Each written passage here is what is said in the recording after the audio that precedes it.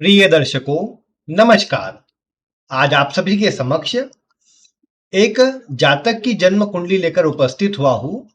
जन्म की डिटेल्स आप देख पा रहे हैं। 2 सितंबर 1974, समय सुबह के 6 बजे का जन्म है और जन्म स्थान जो है वो है दमोह, मध्य प्रदेश। इसके आधार पर जब आप कुंडली बनाएंगे तो कुंडली बनेगी सिंह लग्न और कुंभ राशि की। अब सिंह लग्न कुंभ राशि इनको कैसा प्रभाव देंगी, इनकी कुंडली में बन रहे ग्रह योग किस तरह का प्रभाव देंगे, किस तरह की स्थिति निर्मित करेंगे, आज हम इन्हीं की जन्म कुंडली से देखेंगे और फिर इनके जो प्रश्न है उसका उत्तर भी हम इसी कुंडली से देखेंगे। तो आप आज की वीडियो को ध्यानपूर्वक देखें जिससे आपको समझने में और आसानी रहे। सबसे पहले अगर देखा जाए तो जन्म कुंडली यहां इनकी आप देख पा रहे हैं सिंह लग्न की है। सिंह लग्न सूर्य से प्रभावित लग्न है, ऊर्जा अच्छी होती है। हाँ, ये है कि थोड़ा क्रोध का प्रभाव या थोड़ा अपने अनुसार काम करने वाला स्वभाव बढ़ सकता है, क्योंकि सूर्य ग्रहों का राजा है और सूर्य जब प्रमुखता से लग्न में आ जाए या लग्न के प्रभाव को बढ़ाए तो ऐसे व्यक्ति के अंदर सभी को साथ लेकर चलने का स्वभाव होता है, लेकिन यह देखने को मिलता है कि जातक अपने अनुसार काम करता है और अन्य से करवाता है। नियम कायदों से चलना, अनुशासन पूर्वक काम करना जातक के स्वभाव में अधिक रहता है। लेकिन यहां पर राशि कुंभ राशि बन जाने से, ये आमने सामने की राशि आ जाने से कई बार जातक के स्वभाव में थोड़े दुविधा का गुण या फिर कभी कभार अधिक चिंता करने का स्वभाव, या आप ये भी बोल सकते हैं कि चूंकि आमने सामने की राशि बनी है तो ऐसा व्यक्ति अन्य से जुड़ने पर यह देखने को मिले कि या तो ऐसे व्यक्ति को परेशानी का सामना करना पड़े या अन्य लोग ऐसे व्यक्ति का इतना सहयोग ना करे, सपोर्ट ना करे।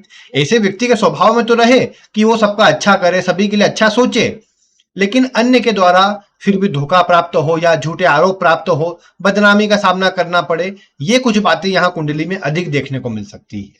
यहाँ पर फिर आप ये देख पाते हैं कि लग्न जो है ये 16 डिग्री पर बलवान है। लग्नेश भी यहां पर 15 डिग्री पर, लग्न के एकदम पास डिग्री पर विराजित है, जो कि लग्न को बहुत बलवान कर रहा है। अब देखा जाए तो लग्न लग्नेश का बलवान होना ये केंद्र में मतलब सबसे प्रमुख वैसे लग्न ही होता है और लग्नेश सबसे प्रमुख ग्रह के रूप में आता है। ऐसे में लग्न में इन दोनों ग्रहों का प्रभाव निश्चित ही जातक को जीवन काल में अच्छा परिणाम देने वाला है और ये कहा जा सकता है कि व्यक्ति को अपने दम पर सफलता दिलाता है ये। हाँ, यहां पर ये देख पाएंगे कि लग्न चूंकि यहां पर सूर्य के प्रभाव में आता है और उस पर आप देख पा रहे हैं कि शनि की दृष्टि पड़ रही है। अब क्या होता है कि जब भी लग्न या लग्नेश पर शनि की दृष्टि आती है तो ये भी प्रभाव अन्य के सहयोग में कमी करती है। झूठे आरोप, बदनामी का सामना ऐसे व्यक्ति को करना पड़े, ये कुछ बातें बढ़ जाती है। यहां पर एक बात और विचार करने योग्य है कि आप जैसा देख पा रहे हैं कि शनि कुंडली के 6ठे भाव और 7वें भाव का स्वामी है। इन भावों का स्वामी होकर ये लग्न को देख रहा है, लग्नेश को देख रहा है। चंद्रमा को अगर आप देखेंगे तो चंद्रमा कुंडली के 12वें भाव का स्वामी होकर ये लग्न को देख रहा है जिसमें सूर्य भी स्थित है। गुरु जो कुंडली के 8म भाव और 5म भाव का स्वामी है, वो गुरु भी यहां पर सूर्य को देख रहा है। अब अगर इसमें देखेंगे प्रमुखता वाली बात क्या है, कुंडली के 6ठे भाव, 8वें भाव और 12वें भाव, इन 3 भाव के स्वामी लग्नेश और लग्न को देख रहे हैं, जिसके कारण क्या होता है कि व्यक्ति के जीवन में अन्य के द्वारा कई बार अधिक परेशानियां उत्पन्न की जाती है। कई बार यह देखने को मिलता है कि जो त्रिक भावों का प्रभाव है व्यक्ति के जीवन में उथल पुथल मचा कर रखे, उतार चढ़ाव की स्थिति निर्मित करके रखे, जो कि व्यक्ति को थोड़ी परेशानी में डाले, थोड़ी प्रॉब्लम में डाले। यहां पर अगर आप देखेंगे तो आप ये भी देख पा रहे हैं कि इनकी कुंडली में ये जो इनका नक्षत्र है जन्म का, वो शतभिषा नक्षत्र है। शतभिषा नक्षत्र के 4th चरण में इन्होंने जन्म लिया है। अब शतभिषा नक्षत्र के कारण इनके स्वभाव में दूसरों की सहायता करने का गुण, अलग अलग विषयों को सीखने का गुण, या ये बोल सकते हैं कि इनको ज्ञान हर फील्ड का हो, हर एक विषय में इनको कहीं ना कहीं कुछ न कुछ पता ही हो, ये प्रभाव शतभिषा का देखने को मिल सकता है। लेकिन अगर आप देखेंगे तो वर्तमान समय अवधि में शनि का गोचर इसी शतभिषा नक्षत्र में चल रहा है। अब ये जो मैंने आपको प्रभाव बताया अभी के समय पर, शनि का गोचर शतभिषा नक्षत्र में होने के कारण वर्तमान समय में ये सारी बातें बढ़ी हुई है। यानी वर्तमान में जातक को ये जब से शतभिषा में शनि है पिछले साल के जून के लगभग से, तब से जातक के जीवन में ये बोल सकते हैं आप कि कुछ मानसिक अशांति और चिंता का प्रभाव बड़ा हो, झूठे आरोप का प्रभाव बड़ा हो, जातक को उसके कारण परेशानी का सामना करना पड़ रहा हो, ये बातें थोड़ी अधिक देखने को मिली होंगी या फिर वर्तमान में मिल रही होंगी, क्योंकि स्थिति लगभग उसी प्रकार की बनी हुई है। अब यहां एक और बात प्रमुखता वाली आती है, वो क्या है कि कुंडली में लग्नेश जो बलवान नजर आ रहा था उस पर तीर्घ भावों के स्वामी की दृष्टि उसे कमजोर कर रही है, जो कि उसके परिणाम को मध्यम कर देंगी। ये जरूर है कि जातक अपने जीवन में अपने दम पर सब कुछ हासिल कर पाए, अपने जीवन में अच्छी सफलता बना पाए, ये सूर्य के चलते ये जरूर होता है। मान सम्मान जातक अर्जित कर पाता है। और शनि की दृष्टि के विषय में मैंने बताया भी था कि जातक को अपना मान सम्मान विशेष प्रिय होता है। वो धन से अधिक मान सम्मान पर अपना जोर देता है, मान सम्मान पर अपना ध्यान देता है। तो ये बातें यहाँ पर कम से कम जातक के जीवन में सकारात्मक अवश्य से रहेंगी। फिर एक और बात यहाँ विचार करिए कि लग्न में मंगल विराजित है और मंगल कौन इस लग्न कुंडली में सबसे कारक ग्रह, जो कि कुंडली के चतुर्थ भाव और भाग्य भाव का स्वामी होता है, ये मंगल लग्न में स्थित है। अब लग्न में जब मंगल स्थित होता है तो ये वैसे तो थोड़ा उग्र, जल्दीबाजी में कार्य करने वाला, थोड़ा ये भी मतलब नेतृत्व करने का गुण प्रदान करता है। या तक जहां रहता है थोड़ा सभी को अपने अंडर में लेकर बड़े से बड़े दल का अगर संचालन करना हो तो ऐसा व्यक्ति अच्छे से कर पाता है। इस मंगल के कारण ऊर्जा अच्छी होती है कोई भी कार्य करने के लिए, इसीलिए बिना किसी संकोच के व्यक्ति कितने भी रिस्क वाले काम कर लेता है। लेकिन अगर आप देखेंगे तो मंगल 29 डिग्री पर है, अब लग्न है 16 डिग्री पर, मंगल 29 डिग्री पर है, तो ठीक है चलित कुंडली में परिवर्तन तो नहीं आएगा, लेकिन लग्न और मंगल के बीच बड़ा अंतर आ जाने के कारण मंगल के जो सकारात्मक प्रभाव इनको अच्छे मिलने चाहिए या मंगल का जो अच्छा और मजबूत प्रभाव जीवन में बनना चाहिए, ये थोड़ा कम रहेगा। और इस कारण से होगा क्या कि मंगल जो कि भाग्य के स्वामी है, भाग्य का साथ व्यक्ति को कम मिले। हाँ, यह है कि भाग्येश जब लग्न में हो तो व्यक्ति अपने दम पर अपनी मेहनत से भाग्य बनाता है, ये शास्त्रों में वर्णन मिलता है। लेकिन उसके बाद भी जब मंगल 29 डिग्री पर होगा और ऊपर से सूर्य के समीप होकर सूर्य से अस्त होगा, तो निश्चित रूप से आप ये देख पाएंगे कि इस मंगल का प्रभाव कम मिलेगा या मंगल इतना मजबूत असर अपने इनको अपने जीवन में न दे पाए, यही बात थोड़ी बढ़ाता नजर आएगा। अब देखा जाए तो ये मंगल जरूर यहाँ पर थोड़ी कमजोरी उत्पन्न कर रहा है इनके लिए, जो कि थोड़ी कमजोर बात है। फिर ऊपर से ये है कि देखो वैसे मंगल चतुर्थ का स्वामी है और लग्न में होकर चतुर्थ भाव को देखता है, जिस कारण से भूमि भवन वाहन तो दिलाएगा, लेकिन बस वही बात है कि जो प्रमुखता से नवम भाव जो कि भाग्य का है उसके प्रति थोड़ा सा कमजोर हो जाएगा, या व्यक्ति के मन में थोड़ा सा धर्म को लेकर के, अपने भाग्य को लेकर के चिंता अधिक रहे, ये बातें भी देखने को मिल सकती है। क्योंकि नवम भाव धर्म, पिता, अपने मतलब भाग्य का, इन सब चीजों को दर्शाता है। लंबी दूरी की यात्रा भी नवम से देखी जाती है, तो इन बातों को लेकर व्यक्ति के मन में चिंता बन सकती है। यहाँ पर फिर जो एक और बात विचार करने योग्य है वो ये है यहाँ पर कि आप ये देख पाएंगे कि इनकी कुंडली के अंदर मंगल के साथ में ही लग्न में ही बुध भी विराजित है और लगभग दोनों का समान अंश है। इसीलिए लग्न में, नवमांश में, दशमांश में, लगभग सभी कुंडलियों में ये दोनों के दोनों ग्रह साथ में रहेंगे। अब दोनों की दोनों पहले तो कमजोर अवस्था में, दोनों ही अस्त भी है और दोनों ही लगभग हर वर्ग चार्ट में साथ में है, तो इनकी युति का जो प्रभाव है जातक के जीवन में बढ़ जाएगा। अब युति का प्रभाव क्या, बुध वाणी है, वाणी पर मंगल का प्रभाव, मतलब वाणी में थोड़ा सा क्रोध या उग्रता ये बढ़ा सकते हैं। अच्छी बात क्या है, दो शुभ ग्रह की दृष्टि इस योग को भंग कर रही है, तो ये अच्छी बात है कि चलो दो शुभ ग्रह की दृष्टि इनकी वाणी के लिए, इनके तरक्की के लिए, इनके मान सम्मान के लिए शुभ प्रभाव निर्मित कर रही है, तो उससे उतनी खराबी नहीं आएंगी। लेकिन कई बार देखने को मिला कि जब बुध मंगल के साथ में हो तो ऐसी स्थिति में जातक की शिक्षा में रुकावटें आती है, या फिर शिक्षा जातक पूरी ना कर पाए या शिक्षा से जुड़ा काम ढंग से ना कर पाए, उसमें रुकावटें बहुत आए, परिवर्तन बहुत आए, ऐसी सब बातें देखने को कई बार मिल सकती है, जो कि थोड़ा सा कार्य क्षेत्र के लिए, जीवन के लिए थोड़ा नकारात्मक कई बार बन जाता है।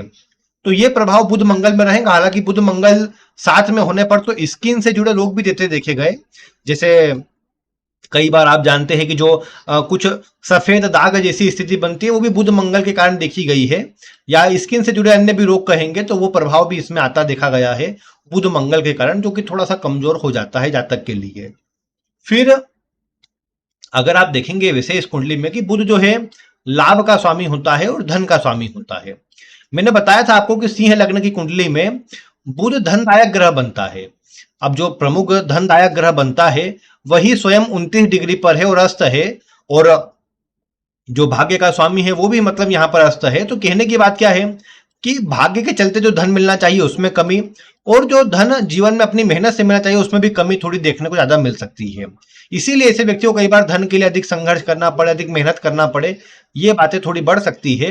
हालांकि अच्छी बात यह रहेगी कि अधिक ग्रह लग्न में है। ये मैं आपको कई बार बता चुका हूं कि लग्न में अधिक ग्रहों का होना अच्छा होता है। जातक अपने जीवन में अपनी ही मेहनत से सब कुछ हासिल कर पाता है। हाँ, ये है कि अन्य का सपोर्ट सहयोग कम मिले, लेकिन अपने दम पर व्यक्ति सक्षम होता है इतना कि वो कितना ही मुश्किल से मुश्किल काम क्यों ना हो उसे कर सकता है। तो जातक को भी उसी के लिए प्रयास करना चाहिए, क्योंकि यहाँ पर देखिए मंगल और बुध दोनों कमजोर है।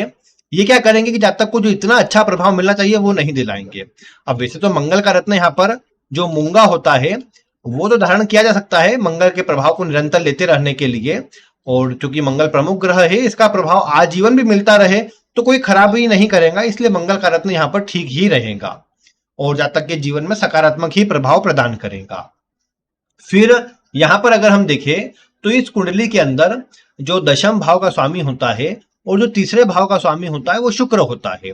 शुक्र कुंडली के 12वें भाव में स्थित है, और देखा जाए तो वैसे 12वें भाव में शुक्र अति विशिष्ट कारक होता है।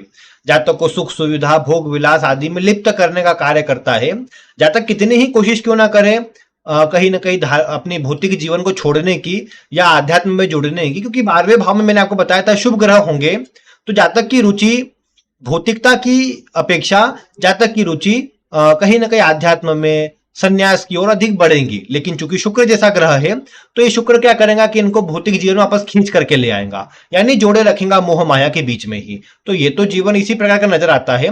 अब दशम का स्वामी जब 12वें में हो तो कई बार जन्म स्थान से दूर या कहीं बाहर से जुड़ने पर अधिक लाभ होता है। कई बार कोई विदेश की कंपनी में जुड़ के काम करना हो, बाहर जाकर काम करना हो, या थोड़ी यात्राएं अधिक होती हो, ऐसे किसी कार्य में जुड़ना हो, ये बातें बढ़ जाती है। हालांकि शुक्र चंद्रमा की राशि में फूड से जुड़ा कार्य या कुछ खाने वगैरह की वस्तु से जुड़े कार्य के लिए भी अच्छा रहता है, कोई खराब प्रभाव नहीं देता।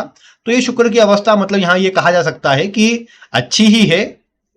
ये 28 डिग्री पर है तो जरूर इसके प्रभाव में भी यही बात रहेगी कि थोड़े खर्च की मात्रा बढ़ा सकता है, थोड़ा मध्यम प्रभाव ही ये शुक्र दे पाए, मतलब जैसे सुख सुविधा लग्जरी सब दिलाता है, लेकिन चूंकि 28 डिग्री पर तो धीमी गति से दिलाया धीरे धीरे प्राप्त हो सब वस्तुएं, वो बात देखने को मिल सकती है। लेकिन फिर भी जीवन में मिलेगा सब कुछ, ये बात ये शुक्र अवश्य दर्शाता है।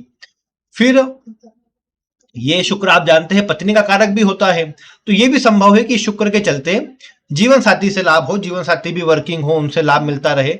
और यहाँ तो ये योग भी है ना कि देखो सप्तम का स्वामी शनि लाभ भाव में है तो जीवन साथी से लाभ करवाता है, तो वो स्थिति भी यहां बन रही है, तो ये शुक्र उसके लिए सपोर्ट करता है।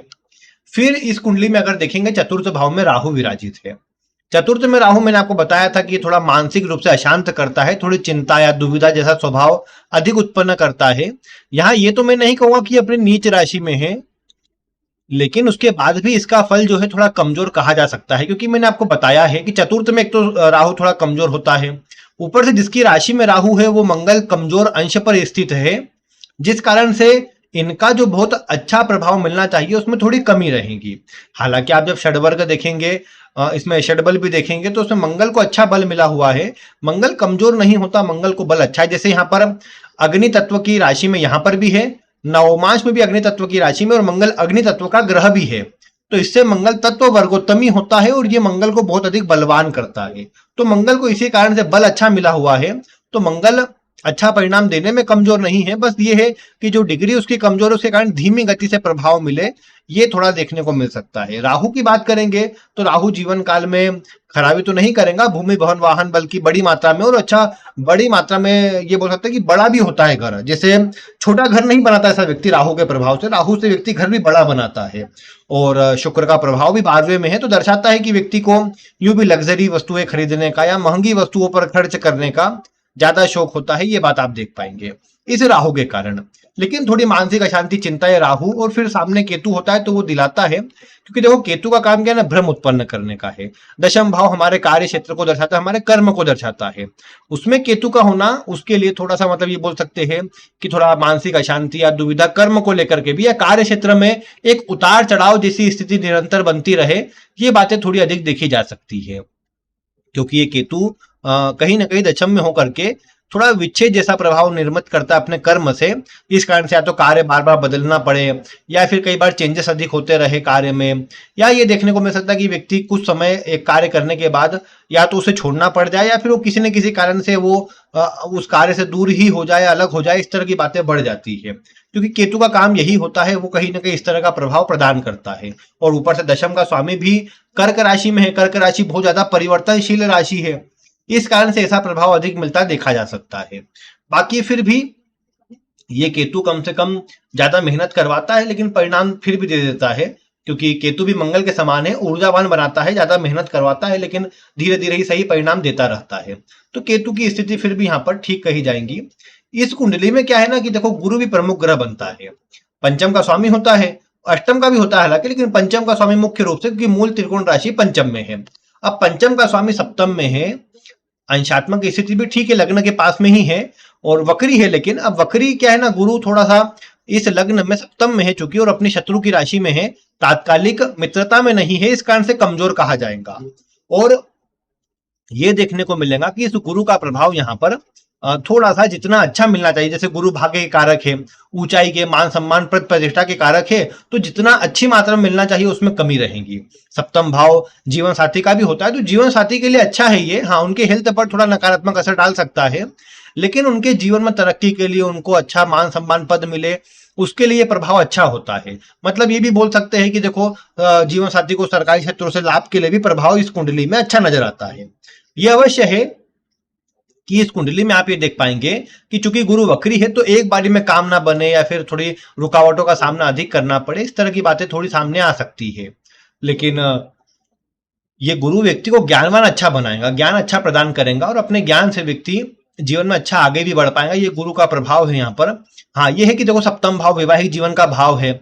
यहाँ पर गुरु जैसा ग्रह जो कि आध्यात्म या धर्म का कारक है, उसका यहाँ पर होना कहीं ना कहीं थोड़ा खराब माना जाएगा, वैवाहिक जीवन के लिए कमजोर माना जाएगा, जो कि इतना अच्छा नहीं कहा जाएगा। वैसे में व्यक्ति की रुचि धार्मिकता में भले ही जुड़ जाए, लेकिन चूंकि गुरु सप्तम भाव में है, तो ये भी यहाँ पर व्यक्ति को अवश्य से पुनः एक बार या तो भौतिक जीवन में खींच करके ले आए, या व्यक्ति फिर उससे पूरी तरह दूर भी ना हो पाए भौतिक जीवन से। ये बातें थोड़ी इस गुरु के कारण भी देखने को मिल सकती है। यहाँ पर आप देखते हैं गुरु चंद्रमा का गज केसरी योग बना है, लेकिन ये नहीं भूलना चाहिए कि ये दोनों ग्रह एक 8वें भाव का और एक 12वें भाव का स्वामी है, और दोनों सप्तम भाव में आ गए हैं, जो कि इस बात को दर्शाते हैं कि व्यक्ति को जीवन में सप्तम भाव यानी जीवन साथी से या जीवन साथी के स्वास्थ्य से थोड़ी परेशानी रहेंगी। ये हो सकता है यहाँ सप्तम में चंद्रमा गुरु के होने से कि दोनों शुभ ग्रह है, तो अच्छा परिणाम निर्मित करने का काम करे, लेकिन थोड़ा मानसिक अशांति या तालमेल में कमजोरी आ जाए। हाँ, ये है कि पार्टनरशिप में जुड़ने पर थोड़ा नकारात्मक असर बढ़ सकता है, लेकिन अब वैसे तो इस भाव का स्वामी शनि अच्छी स्थिति में है, इसलिए इतना खराब नहीं कहा जाएगा। हाँ, अगर शनि की स्थिति भी कमजोर होती, विशेष पीड़ित होती, तो फिर ये बोला जा सकता था कि अगर ये पार्टनरशिप आदि करेंगे तो उसमें इनको प्रॉब्लम आए, परेशानी का सामना करना पड़े। ये बात देखने को मिलेगी। जैसा कि नवमांश कुंडली में आप देखें, नवमांश कुंडली, इसमें सप्तम का स्वामी भी शनि है, और ये शनि यहाँ पर नीच राशि में नवम भाव में। अब ऐसे में क्या कहा जाएगा कि व्यक्ति अगर दूसरों पर विश्वास करे या फिर कहीं अन्य से भी जुड़ने का प्रयास करे, जैसे कई बार क्या होता है कि नवमांश में सप्तम में नीच राशि में हो, तो व्यक्ति से विवाह से जुड़ा कुछ अनुचित या गलत कार्य करवाने के लिए प्रेरित करता है। गलत या अनुचित कार्य से मेरा मतलब है कि व्यक्ति के कई बार बाहर कुछ अफेयर आदि बन जाए, तो ये शनि क्या करता है, उसमें प्रॉब्लम क्रिएट कर देता है, और व्यक्ति के मान सम्मान पर भी नकारात्मक असर आता है, और वैवाहिक जीवन खराब होता है, वो अलग। तो ये बातें कई बार बढ़ सकती है। अदरवाइज यहाँ आप देखेंगे कि हालांकि शनि की दशा वगैरह अभी कुछ नहीं है, वो सब पूर्व के समय पर निकल चुकी। अब ये बात आती है यहाँ पर कि जातक के जीवन में ये चंद्रमा और गुरु कम से कम जैसे जीवन साथी का स्वभाव थोड़ा सौम्य कर दे, थोड़ा चुपचाप रहने वाला स्वभाव हो जाए, लेकिन फिर भी सब काम अच्छे से करना, मैनेजमेंट अच्छा हो, कार्य को संभालने की स्थिति अच्छी हो, गुणवान हो, मतलब ये बातें थोड़ी बढ़ जाएंगी, जो कि इनके जीवन के लिए तो अच्छी है। जीवन साथी से प्रभाव अच्छा नजर आता है, तो ये कम से कम ठीक है यहाँ पर। बाकी इस कुंडली में अगर आप देखेंगे तो वैसे तो ग्रहों के योग अच्छे बैठे हुए हैं, अच्छा प्रभाव दे रहे हैं। अभी इनको बुध की महादशा चल रही है उसमें राहु का अंतर तक आ गए हैं। अब बुध वैसे इस लग्न के अंदर जैसा मैंने कहा प्रमुख ग्रह के रूप में तो नहीं आता, बल्कि शास्त्रों में से अकारक ग्रह माना गया है क्योंकि लाभ भाव का स्वामी होता है। लेकिन यह है कि बुध कम से कम यहाँ पर मंगल के साथ में है, जो कि कुंडली का कारक ग्रह है। हालांकि शत्रु बन गया है मंगल, मतलब शत्रु ग्रह होता है मंगल बुध का, साथ ही साथ ये पापक ग्रह बन गया है बुध यहाँ पर अब। तो थोड़ा सा प्रभाव इसका कमजोर रह सकता है या थोड़ा मिला जुला रह सकता है, लेकिन उसके बाद भी ये कम से कम बुध का प्रभाव इस तरह का रहेगा जो जीवन में इनको सभी प्रकार की शुभ स्थिति, सभी प्रकार के इनको अच्छा जो परिणाम है वो सब देने का काम जरूर से करेगा, जो कि अच्छी स्थिति है। हालांकि हाँ ये है कि जब से बुध में राहु चल रहा होगा नवंबर 2021 से, ये बुध में राहु कहीं ना कहीं नकारात्मक प्रभावों को बढ़ाता है।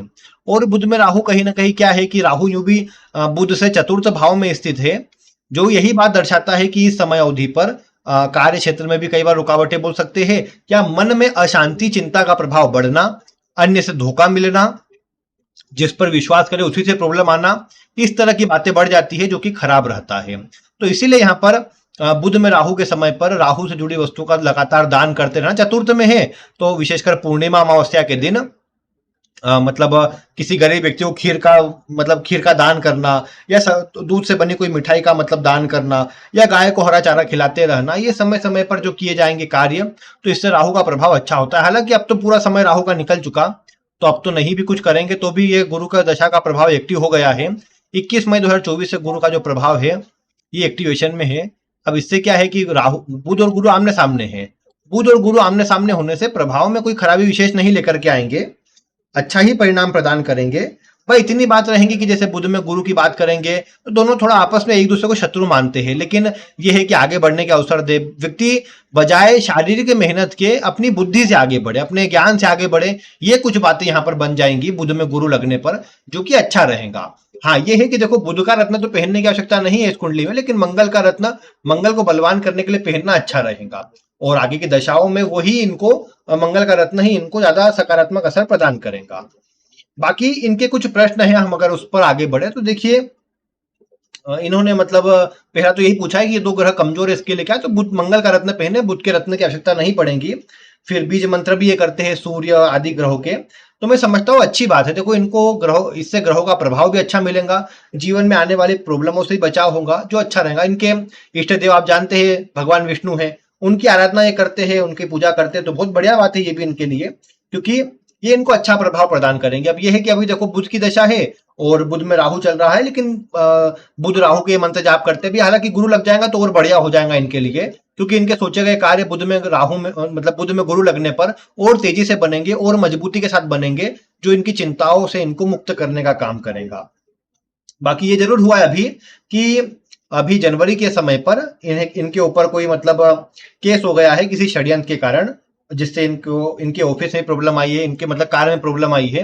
तो यही कहा जाएगा कि देखो योग उस तरह के चल रहे हैं, अभी शनि का गोचर भी यहीं पर है, जो भी थोड़ा मतलब हालांकि अभी शनि परिवर्तन करके पूर्वा भाद्रपद में आ गए हैं, जिसके चलते धीरे धीरे थोड़ा सा इसका प्रभाव कम होगा। लेकिन एक बात यही है कि थोड़ा सा यहाँ पर जो चंद्रमा का प्रभाव है शतभिषा के चौथे चरण का, थोड़ा सा भी पिछले समय एक्टिव होने के कारण ये स्थिति ज्यादा बनी है। अब मुख्य रूप से तो बुध में गुरु लगेगा तो गुरु विवाद को समाप्त करेगा, क्योंकि है आमने सामने के ग्रह, आमने सामने बैठे हुए ग्रह क्या करते हैं अपनी दशा अंतर दशा के अंदर ऐसे कोई विवाद हो, क्योंकि सामने वाला आपका विपक्षी होता है, आपका विरोधी होता है, तो उससे कोई सेटलमेंट बन जाए गुरु के अंदर, या कोई विवाद आदि पूरा शांत हो जाए बुध में गुरु के अंदर, ये बातें थोड़ी बढ़ेंगी, जो कि जब तक की चिंताओं को कम भी करेंगी, जब तक कुछ चिंताओं से मुक्त भी करेंगी। यहाँ पर मंगल मतलब 12वें भाव स्वामी चंद्रमा का राहु से कोई कनेक्शन सीधा सीधा नहीं है। यहाँ जरूर ये चंद्रमा राहु के नक्षत्र में है, लेकिन सीधा सीधा कोई कनेक्शन नजर नहीं आता, जिस कारण से बहुत प्रबल योग किसी कारण से जेल जाने के, या फिर वहीं पर मतलब पुलिस द्वारा अरेस्ट कर दिया जाए, इस तरह के प्रभाव में फिर भी कमी नजर आती है। और लग्न में चूंकि सूर्य है तो इतना प्रभाव नजर नहीं आता कि इस तरह का व्यक्ति को मिलेगा, तो इसलिए यहाँ पर ये तो नहीं कहा जाएगा कि ऐसा कोई प्रभाव बनना चाहिए। बाकी जहां तक वर्तमान में राहु की दशा होने से एक अज्ञात भय मन में रहता है, या एक डर बना रहता है, जिसके कारण कई बार नींद की कमी, या फिर कई बार रात को एकाएक नींद खुलना, जिसके कारण ये देखने को मिले कि फिर वो मतलब नींद बीच बीच में टूट रही है। और फिर राहु का प्रभाव क्या है, राहु आलस प्रदान करता है। राहु लापरवाही आलस का प्रमुख कारक है, जिससे वो वृद्धि करता है इन सब चीजों की। जो व्यक्ति का मूल स्वभाव नहीं है उसको वृद्धि कर देता है लेकिन राहु, जिसके कारण होता क्या है कि व्यक्ति का मन मतलब किसी चीज में लगता भी नहीं, नींद की भी समस्या रहती है, और फिर वो देर तक व्यक्ति सोता रहे, रात को फिर देर तक कई बार नींद ना आए, इस तरह की बातें बढ़ जाती है। थोड़ा आलस का प्रभाव राहु में बढ़ता है।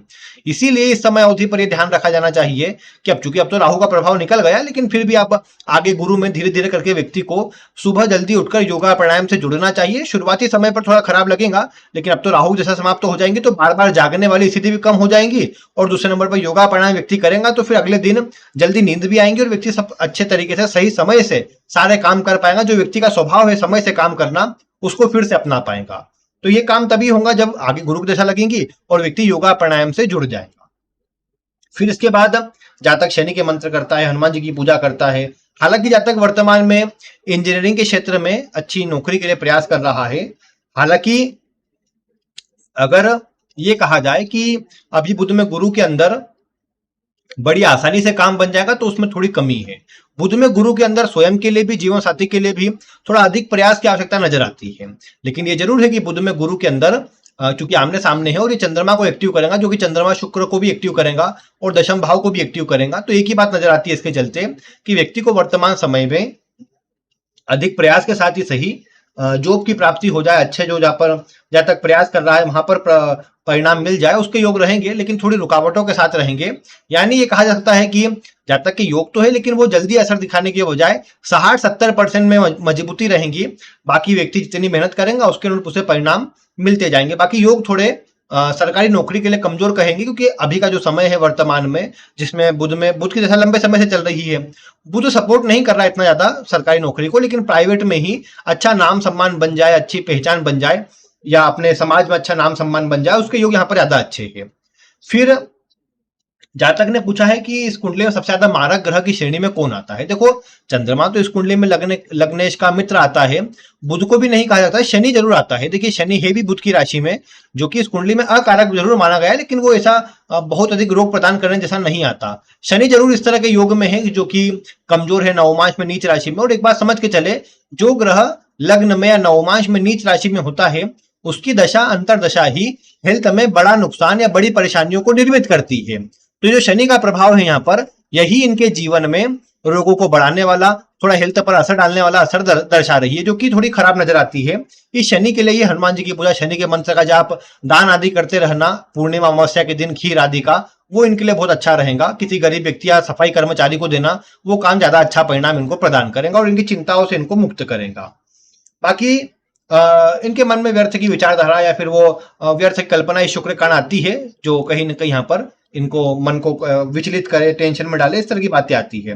बाकी ये अच्छे धार्मिक है, अच्छे धार्मिक कार्यों से जुड़े रहते हैं, जिसके कारण इनको क्या है कि कम से कम ईश्वर का सहयोग मिलते रहता है। और उस कारण से इनका मतलब मैं कहूँ कि जीवन में आने वाली या चल रही परेशानियों से धीरे धीरे करके इनको मुक्ति अवश्य मिलेगी, क्योंकि अच्छे धार्मिक कार्य ये चंद्रमा गुरु कारण व्यक्ति करेगा। और नवम का स्वामी भी लग्न में है, तो धार्मिक क्षेत्रों में रुचि जरूर रहती है।